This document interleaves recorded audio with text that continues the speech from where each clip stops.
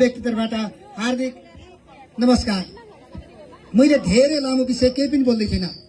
सर्वप्रथम त आज यो हाम्रो कुपिन्ने चलचित्र पर्यटन महोत्सव 2083 सफल बनाउन यहाँहरू सबैले आफ्नो ठाउँबाट प्रमुख अतिथि, विशिष्ट अतिथि, अतिथिगणहरू, चलचित्र बोर्डका अध्यक्ष लगायतको चलचित्र कलाकर्मीहरू, स्थानीय कलाकर्मीहरू, आदरणीय आमाबाबु, दाजुभाइ, दिदीबहिनी, सुरक्षाकर्मी, पत्रकार लगायत सबैलाई, हाम्रो कर्मचारी साथीहरू सबैलाई, हाम्रा जनप्रतिनिधि, वडाका, यो पालिकाका सबैलाई जसले आज यो कार्यक्रम सफल बनाउन यहाँ सहयोग गर्नुभयो, तपाईहरु सबै धन्यवादका पात्र हुनुहुन्छ।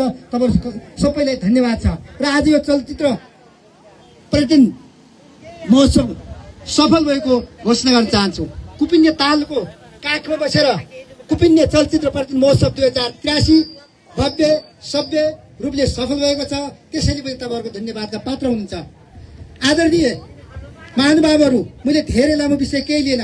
कुपिन्ने तालको विकासको लागि हामीले धेरै ठूलो मेहनत गरेका छौं। यसको लागि हामीले डीपीआर बनाएका छौं। प्रदेश सरकारको सहकार्यमा हामीले के गरेका छौं, त्यही हो गरिसकेका छौं। कार्ययोजना बनाएका छौं र प्रदेश सरकार, संघ सरकारसँग बजेटको लागि पनि लबिङ गरेर विगतमा बजेट आएर फेरि जान्थ्यो भने अहिले कार्यान्वयन प्रक्रिया भएको छ। 4.5 करोड 6.5 करोडको ठेक्का भएर यो बाटो अबदेखि सिलौट बिछाइएको हुनेछ, रेलिङ हुनेछ र गाडी नाला हुने 6 मिटर बाटो क्लियर हुँदैछ।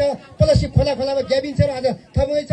अबदेखि आजै योजनाबद्ध र व्यवस्थित तरिकाले कुपिन्ने तालको हामी विकास गर्न लागि परेका छौं र यसको जग्गा प्राप्तिको लागि हामीले केन्द्र सरकारसँग माननीय रमेश मल्ल हुँदै त्यहाँ पनि हामीले पहल गर्नेछौँ। आगामी दिनमा चलचित्र छायाङ्कनको लागि एउटा यो गन्तव्य हुनेछ, त्यसतर्फ विकास गरेर लैजान हामी पूरा प्रतिबद्ध छौँ। यहाँ केही काम गर्दाखेरि पुग नपुग भएका कुरालाई हामी सच्याएर जानेछौँ। यहाँको सरसफाइको कुरा, यहाँ अझै थप व्यवस्थित विकास गर्ने कुरा, योजनाबद्ध विकास गर्ने कुरालाई अझ छिटो द्रुत गतिमा लिन्छौँ। र यही क्रममा अहिले यहीँ बसी हामीले हाम्रो दुवै माननीयज्यूहरू र संघीय माननीय दुवै प्रदेशका दुईजना मन्त्रीहरूसँग हामीले सल्लाह गर्यौँ। अब यहाँ कुपिन्नेमा तुरुन्तै हामीले वाइफाई जोड्दैछौँ र फ्री वाइफाई जोडिदिनेछौँ। कुपिन्ने प्रदेशले जोड्नका लागि पहल गर्नेछ भने हामीले फ्री वाइफाई बन्दिगार कुपिन्ने नगरपालिकाले छोड्ने घोषणा आजका मितिमा अहिले यहाँ गर्छु र व्यवस्थित तरिकाले यसलाई अझै अगाडि बढाउँछु। हस् त, धन्यवाद। आजको कार्यक्रम यही समापन भएको घोषणा गर्छु। बिदा हुन्छु।